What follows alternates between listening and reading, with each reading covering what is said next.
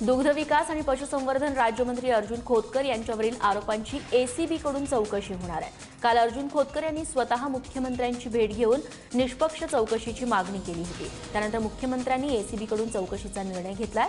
जालना कृषी उत्पन्न बाजार समितीत खोतकर यांनी सभापती या नात्यानं 500 कोटींचा घोटाळा केल्याचा आरोप आम आदमी पार्टीच्या नेत्या प्रीती मेनन शर्मा यांनी केला होता। युतीच्या काळात राज्यात एखाद्या मंत्र्यांची एसीबी मार्फत चौकशी होण्याची ही पहिलीच वेळ असणार आहे।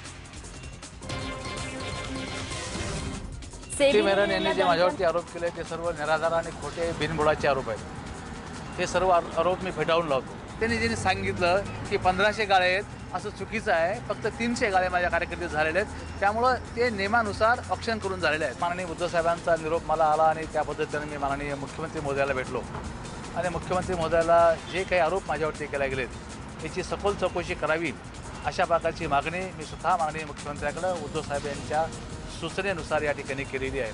त्यामुळे माननीय मुख्यमंत्री महोदय या संदर्भात निश्चितपणे निर्णय घेतील आणि चौकशी करतील।